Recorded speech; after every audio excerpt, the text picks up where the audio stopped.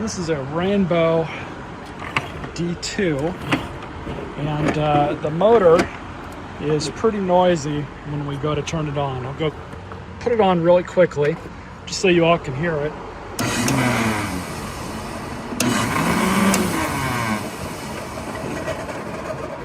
So at the bare minimum, could probably use a grease if we can get to the bearings easy enough, but first we got to take this thing apart and get to that motor.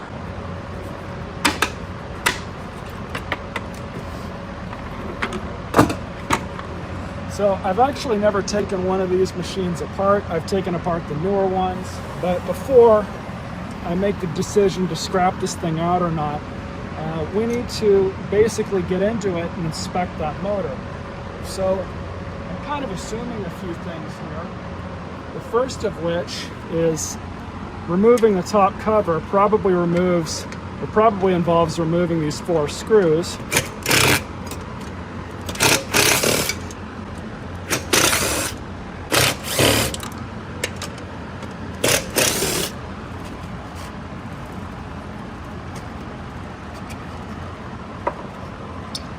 And we'll take the separator off.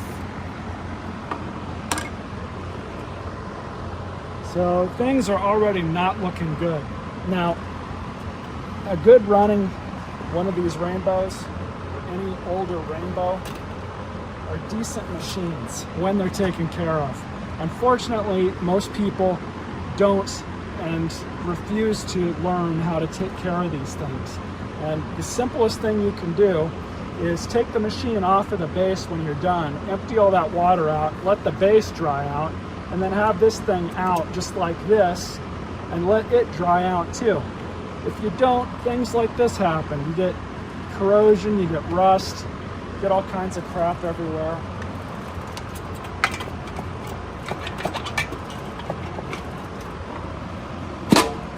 But it really is what it is. And literally just taking this thing apart has already broken more of the brittle plastic. So I'm going to guess this shroud is held on by these retainer clips. So now I'm getting these clips out, just stuck a piece of wire underneath. Just kind of pull them out the back just like that. These were fighting me a little bit, so figured this would be a little bit easier.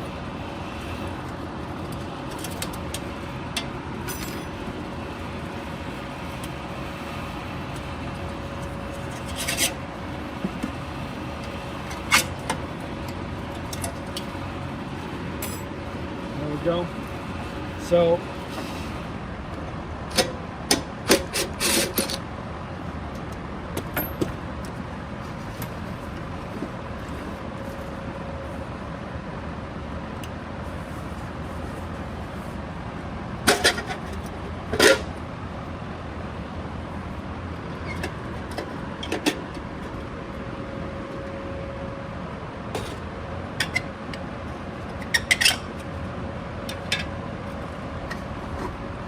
this thing sounds really bad.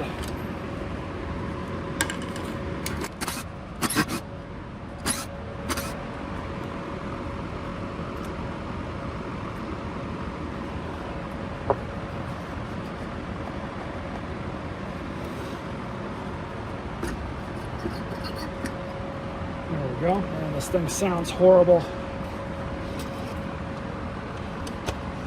So I'm going to go ahead and remove everything down here.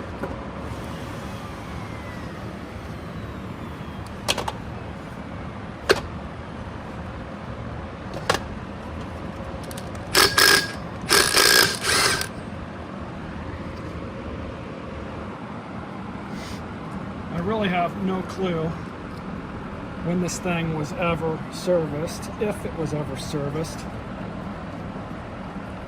So all of these seals could very well be old and have never been touched, never been removed before. But I've got to remove this whole piece here. And of course I had to pull this out.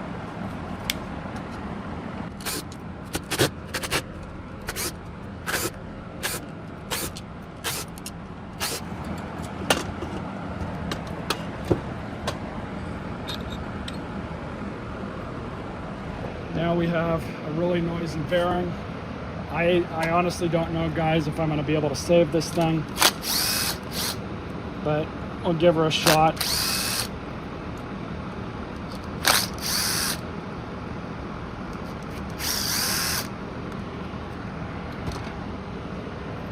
That's that.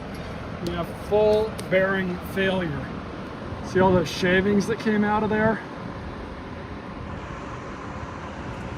That is unfortunate, to say the least. So where does that leave us with this thing? Well, I suppose I could source a bearing that would work here, but I'm also gonna have to do that one as well on a machine that's worth, based on completed eBay listings, about $100, and that is with everything. So even though we have bearing failure, I could put a new bearing into this thing. But when they degrade like this, or should I say grenade, you have a lot of other problems, because that didn't just happen overnight. It's been doing that. It's been worn out for a very long time. The original owner kept running it, and this is basically what happens. It's called catastrophic failure. Now, I know some of you, it's kind of hard to get this point across, but I don't collect this stuff. I don't keep it for any longer than I have to. I've got enough projects going on. I don't need this stuff sitting around this shop. Acting as something else that I'm gonna trip over, or the dad's gonna trip over when he's out here. If it's not got a use for it, if I don't want to fix it, it's gotta go. Now, let's say I were to put this thing up on eBay, parts or repair only.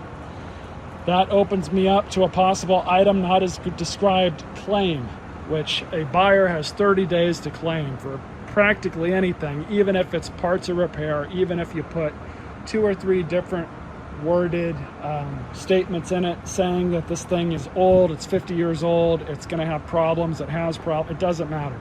People will open up an item not described claim, I shit you guys not, for scratches, and they'll win. eBay will back them. They'll say that the seller did not disclose it. Trust me, I've been through this before several times early on when I first started eBay. I follow the eBay subreddit, and it's all the time new sellers are having this problem with people. It's not gone away. In fact, it's probably gotten worse since the pandemic. So I'm not going to fix this thing. It's not worth my time. Even if I were to fix it up and sell it, I might get $100 for it if it was, you know, the motor was in working condition. So I'm not going to sell it. I'm not going to part it out. I'm going to recycle the raw materials out of it that I can. There's aluminum, there's all kinds of stuff in it. So it will be recycled. It's not going in the garbage into a landfill. I take all kinds of scrap metal in all the time. I recycle everything that I can here at Hank's Garage. A lot of this stuff, probably about 95% of it's from the curb, just like that rainbow was. And I do my best to limit as much stuff going into landfills as possible. I've been scrapping stuff for almost 20 years now. I've been doing it a very long time and making a lot of side money doing it. So that's the end of it. Got aluminum here, motor armature, copper wire. I did not save that cord because it's old, and I don't know how old it is, but it feels like it's really old. And then all this is steel. So sorry, collectors, didn't save this one, but we save plenty of other stuff on this channel when it's worth it. Stay tuned for more.